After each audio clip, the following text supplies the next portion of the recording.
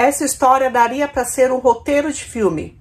Peraí, aconteceu mesmo, pegaram essa história real, fizeram um roteiro e saiu um filme. Então vem descobrir o que aconteceu nessa história. Sexta estranha com gente esquisita. Olá pessoal, tudo bem com vocês? Sejam muito bem-vindos aqui ao canal. Eu me chamo Thaís Rory e eu conto alguns casos estranhos, criminais, algumas vezes por semana. Esse vídeo de hoje era para ter saído ontem, no Dia das Mães. Não deu, né? Porque, enfim, vocês sabem, quando eu socializo eu não consigo fazer mais nada. Então, parabéns para todas as mamães. Feliz Dia das Mães para as mães de vocês. E também feliz Dia das Mães para quem são mães de pets, né? O importante é ter cuidado, carinho e onde há amor, né, gente? Tem que ter alegria.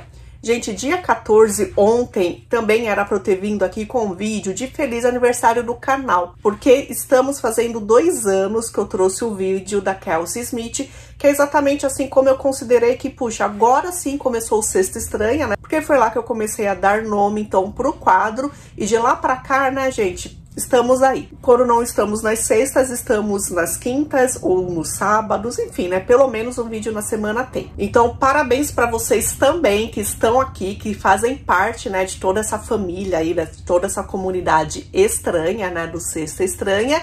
E já pedi a placa do YouTube, tô esperando chegar. Agora vamos ver se chega antes do dia 30 de maio, senão não tem problema. Quando chegar, com certeza eu vou mostrar aqui pra vocês. Vamos lá pro caso, que o caso é da Janet Overton.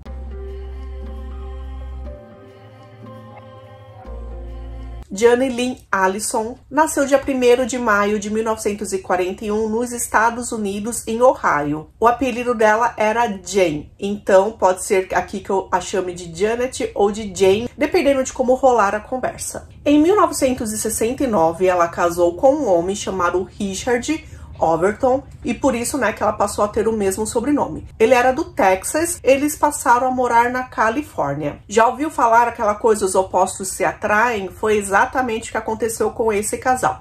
Na verdade, assim, eles se juntaram por causa de uma coisa que eles tinham em comum, que eles gostavam, que era o amor por computadores. Gente, isso eu tô falando em 1969, né? Então, hoje é comum todo mundo gostar de computador, né? Enfim, só que naquela época não, né? Até porque não era todo mundo que tinha esse acesso. Janet era uma mulher alegre, feliz, então ela sempre estava rodeada de pessoas, né? Ela gostava de pessoas. Richard, por outro lado, ele era mais quietão, ele era tipo um nerd, sabe? Ele era muito inteligente mesmo. Ele era professor universitário, matemático, ele tinha doutorado em psicologia, ele falava fluente, além do inglês, né? Russo e espanhol, e ele também era consultor de negócios. E aí, gente, ele gostava de se aparecer, ele gostava de perceberem que ele era inteligente, então o pessoal dizia que ele chegava a ser até arrogante, frio, sabe? Sim, realmente era o oposto. Eles se casaram, eles tinham uma grande diferença de idade, né? Enquanto ela se casou ali na faixa dos 20 anos, ele já estava com 40 anos. Eles tiveram um único filho chamado Eric, era o grande amor da Janet. E a Jane, ela começou a trabalhar na escola. Ela era líder do conselho estudantil. Isso quer dizer o quê? Que ela era muito conhecida ali na comunidade, né? Por causa dos pais dos alunos. E ela era alguém, assim, realmente muito querida. Bom, no momento da nossa história, nós estamos em 1988. Eric está com 18 anos de idade, Jane está com 46 e o grande sonho dela é poder dar o diploma para ele, né? Então, assim, quando ele se formar, é ela que vai entregar, né? Já que ela faz parte ali do conselho estudantil. O que está sendo bem difícil e bem complicado para ela, porque desde o ano anterior, em 1987, ela está com alguns problemas de saúde que ela não consegue descobrir. Só em 87, ela foi 60 vezes a médicos e a hospitais. Ela chegou a ficar internada 2 vezes, fez uma bateria de exames, não descobriu nada, e fora as consultas, né?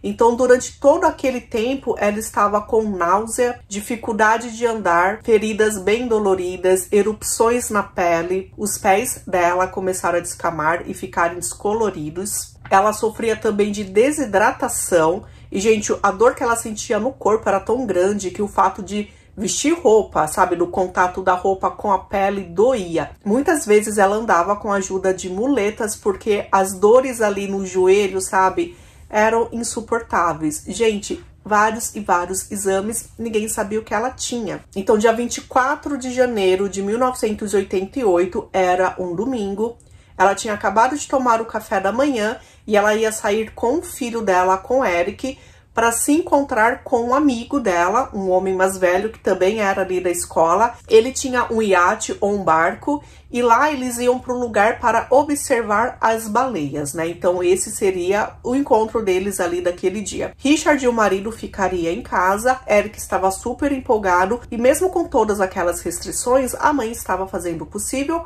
para dar um fim de tarde, um dia gostoso ali para o Eric.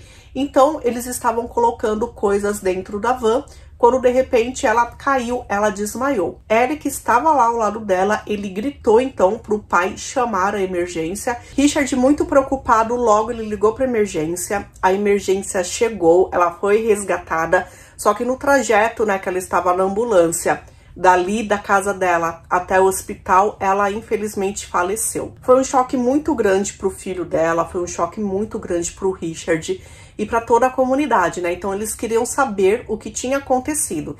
Então será que finalmente iam descobrir a causa, né, de toda aquela dor que ela passou ali no último ano? Richard e Eric iam fazer o possível para que isso fosse descoberto. Então fizeram a necropsia e, gente, olha só, não descobriram nada. Tanto que a causa da morte ali no atestado de óbito foi causa desconhecida. A morte da Janet não foi suspeita, eles não estavam considerando nenhum tipo de crime. Só que realmente, né, era um mistério, né? O que aconteceu com ela? Bom, tinha uma mulher, essa mulher não tinha contato direto com ela, porém essa mulher, ela entrou em contato com os investigadores e disse, olha, eu acho que não foi natural não, eu acho que alguém tentou e conseguiu tirar a vida dela. Essa mulher que ligou para os investigadores se chama Dorothy Boyer e ela já tinha sido casada com Richard. Ela foi a primeira esposa do Richard.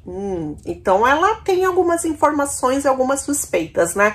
Por quê? Ela disse que 20 anos antes ela foi casada com Richard e ele tentou envenená-la aos poucos. Ele colocava coisinhas ali na comida dela, no leite, na bebida. E realmente os sintomas que ela tinha eram os mesmos sintomas que Janet tinha. Então, olha só. Então, ela foi casada com ele no Texas. Então, ela foi casada com ele. E aí, eles tiveram juntos 4 filhos. E além disso, o Richard conseguiu construir a casa dos sonhos dele, que era onde toda a família morava. Falava-se que era tipo uma maravilha de casa. Ele tinha muito orgulho dela. E aí o casamento era um bom casamento. Só que aí Dorothy descobriu que Richard, nesse meio tempo aí que eles eram casados, ele conheceu uma outra mulher chamada Caroline e se casou com ela e teve uma filha com ela. Ou seja, ele mantinha 2 casas, 2 famílias, enfim, 2 esposas. E aí, quando Dorothy descobriu, ela ficou, claro, pé da vida e ela se divorciou. Por causa disso, desse divórcio, ela acabou ficando, né, com a guarda das crianças e, consequentemente, com a casa, né? Ela traída com 4 filhos, né? Era mais justo que ela ficasse em casa, né? E ele ficou pé da vida porque era a casa dos sonhos dele. Como ele iria deixar essa casa, então, para ela? Ele não queria se divorciar, ela bateu o pé, eles se divorciaram e foi onde, então, os problemas começaram. Aí, realmente, é muito estranho como ela, casada com ele, não, né? Como assim ela não percebia? O que acontece? Ele ficava semanas fora de casa. Ele falava que era por causa do trabalho, que era um trabalho que ele não poderia falar muito. Ele dizia que ele era funcionário da CIA. E, tipo, ele sendo, né, um funcionário da CIA, ele não podia realmente falar as coisas que aconteciam no trabalho dele. E ele falava a mesma coisa, então, para Caroline.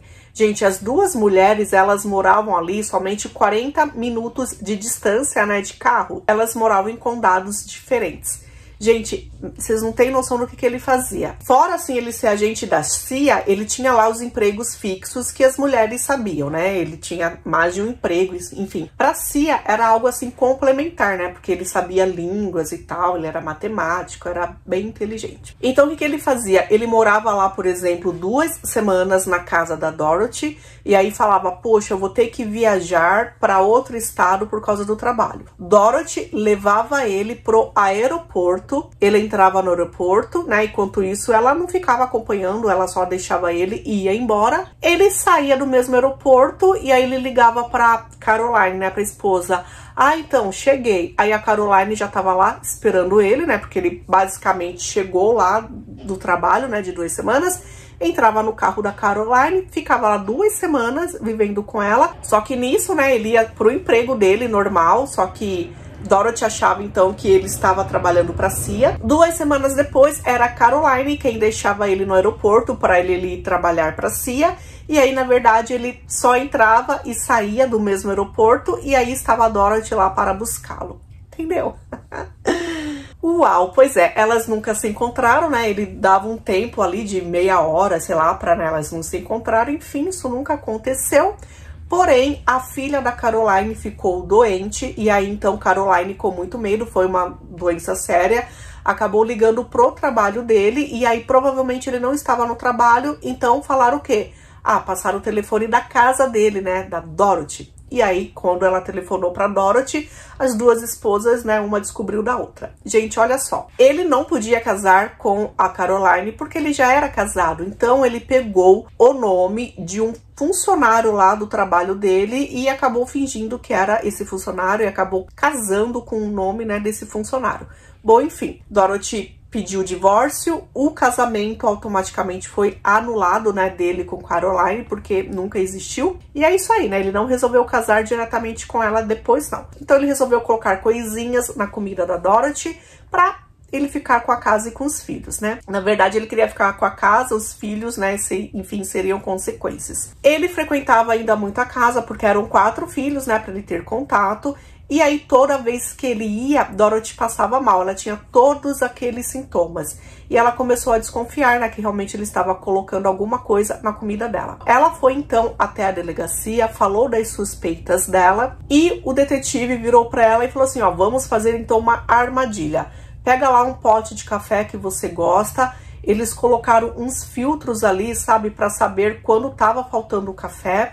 Disse para ela não pegar naquela lata e quando ela percebeu que diminuiu a quantidade de café, ou seja, né, Richard pegou e colocou a substância lá, ela pegou esse pote sem colocar as digitais dela, colocou dentro de um saco plástico e levou para análise. E descobriram que naquele pote tinham somente as digitais do Richard e tinha também selênio. Selênio é uma substância que a gente precisa consumir, né, que faz bem pra gente. Tem vários, assim, atributos positivos, porém, em excesso, ela acaba ficando tóxica. E aí, então, a esposa acabou, no caso, a ex-esposa acabou batendo de frente com o Richard, até que ele confessou, realmente eu estava te envenenando com selênio. Ela resolveu, então, não abrir nenhum BO contra ele, ela não processou ele, né, contra atentado, contra nada, porém, ele foi obrigado a fazer terapia, a passar em psicólogos, enfim, e cada um continuou com a vida deles, né. Ele disse, ele garantiu que nunca mais ia tentar nada disso contra ela. Pesquisando esse caso, gente, eu descobri algo muito legal que acontece lá na Nova Zelândia. Na Nova Zelândia é assim, se a polícia percebe que alguém está em risco, automaticamente a polícia, ela denuncia o agressor ou o suspeito. Isso lá é muito importante, principalmente em casos onde há violência dentro de casa, a doméstica, né? Por quê?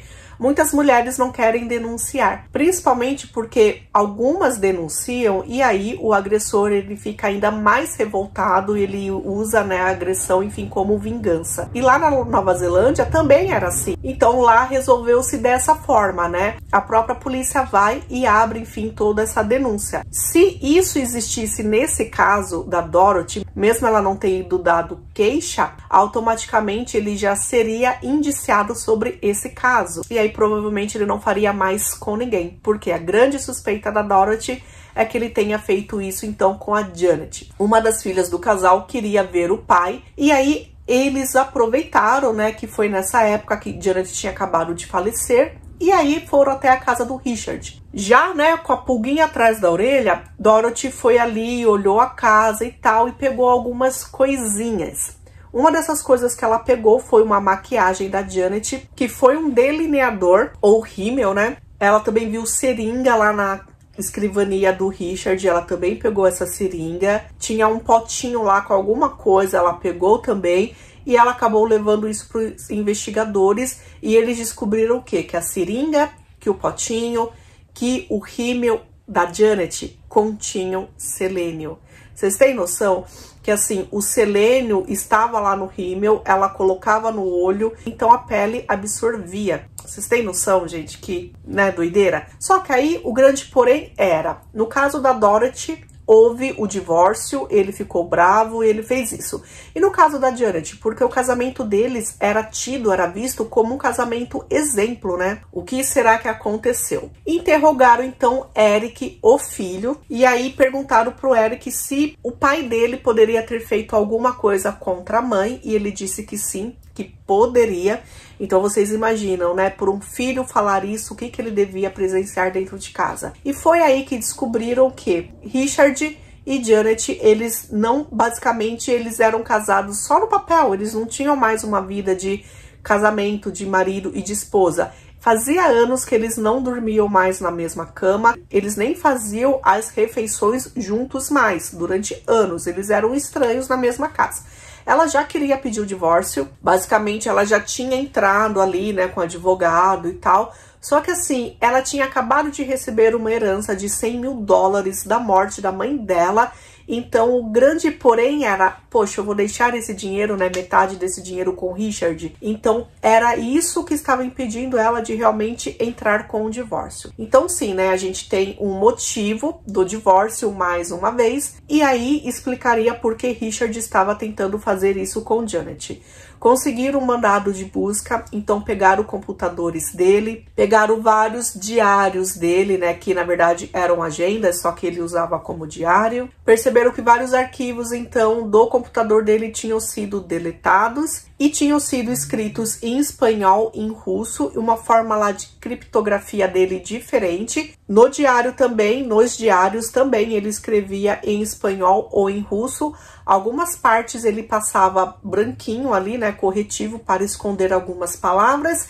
E no dia da morte da Janet, ele simplesmente recortou ali a agenda, sabe? Ele jogou fora aquela parte. O que ele dizia nessas coisas, nessas anotações, né? Ele descrevia o passo a passo de como tinha sido o dia da Janet. Ele acreditava que ela estava tendo caso com mais de 17 homens. Gente, era tudo coisa da cabeça dele, tá? Na verdade, assim, descobriram que ela tinha caso com um homem que era recente e que possivelmente, né, ela se divorciaria para ficar com ele. Só que na cabeça do Richard eram 17 homens. E aí era um ódio que ele tinha dela. Gente, ele xingava ela de várias coisas. Ele também escreveu que ele ia resolver essa situação aí do casamento deles definitivamente. Então, sim, foi claro, ficou nítido que ele odiava Janet, então ele poderia, sim, fazer alguma coisa contra ela. Os detetives, então, que iriam fazer uma exumação no corpo dela para verificar ali se havia selênio no corpo dela. Só que o porém, né, gente, ela tinha sido cremada, então não tinha corpo ali para fazer exumação. Só que como foi feita a necropsia nela, tinham, né, várias coisas que davam para ser reexaminadas. Então, um perito, ele examinou a substância, né, que tinha lá no corpo dela, também no estômago, descobriu que não tinha selênio nela. Então, selênio não tinha no corpo dela. Porém, tinha cianeto. Ele disse que no momento que ele abriu, né, a substância, ele já sentiu um cheiro de como se fosse uma amêndoa, que é o cheiro característico do cianeto.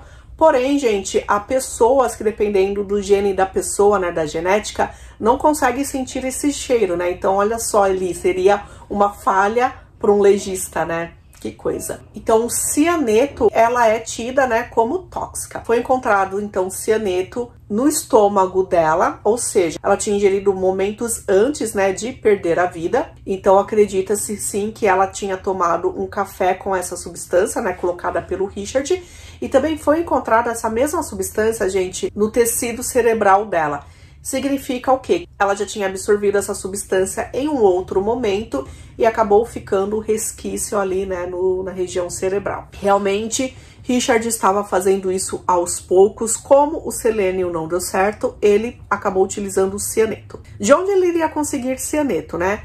descobriram que ele tinha um grande amigo, que esse amigo trabalhava na mineração e é uma substância utilizada ali, né, para aquele local. E não foi assim um amigo que deu para ele, porém era um amigo que quando viajava, que até viajava com uma certa frequência, pedia para o Richard ir na casa dele, pegar as correspondências e alimentar ali os animais. Então ele aproveitou então e roubava essas substâncias. Gente, sabe aquele homem que iria naquele dia verificar as baleias com ela e com o filho dela?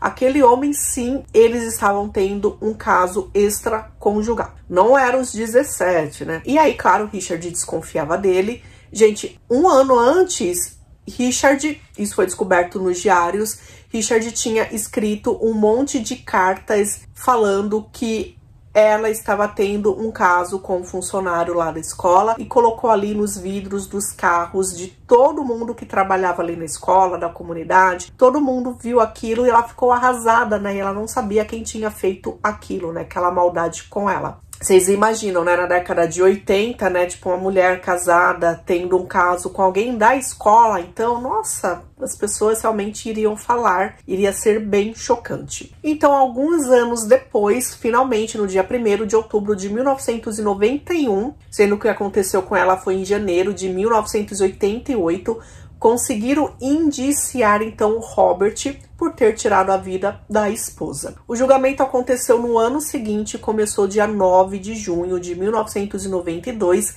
Nessa época, Richard já estava casado, era a 4ª esposa dele. Ele se dizia inocente, porém, né, gente, quando chegou a vez dele de ir lá no banco das testemunhas, ele teve que explicar, então, por que ele estava fazendo aquilo com a Dorothy, né, com a primeira esposa, e ele disse que era uma brincadeira de mau gosto, porque ele desconfiava que ela estava maltratando os filhos deles. Não pegou legal, né? Só que aí no 3º dia de julgamento, o Richard começou a passar mal e aí ele sentiu dores no peito, ele foi resgatado, né? Ele foi pro hospital e por isso então deu uma quebrada ali, uma parada no julgamento. Só que aí 2 meses depois, o advogado dele estava passando por depressão, então por causa disso, né, ele não poderia mais ficar no caso. Então o julgamento continuou parado e 6 meses, né, gente? Depois de 6 meses que o julgamento começou, ele não terminou, automaticamente ele foi anulado. Então ia precisar iniciar um novo julgamento. Então o novo julgamento começou no dia 28 de março de 1995,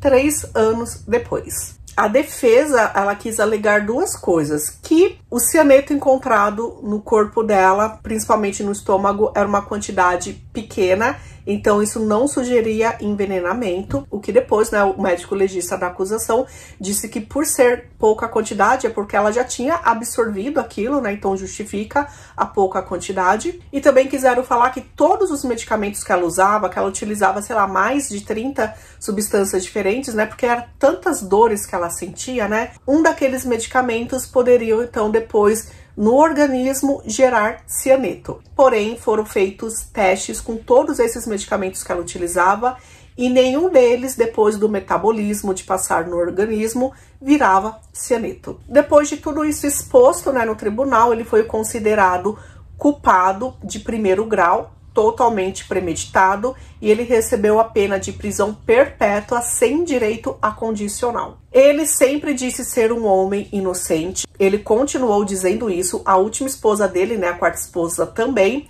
e, gente, ele disse isso até no momento da morte dele. Ele faleceu em 2009, aos 81 anos de idade, ele estava sofrendo de demência, tanto que ele não estava mais nem preso, né, numa prisão, ele estava nesse momento em um hospício da Califórnia, né, por causa, né, do grau de demência dele, também por causa de complicações de diabetes. Foi um caso, assim, bem chocante, bem...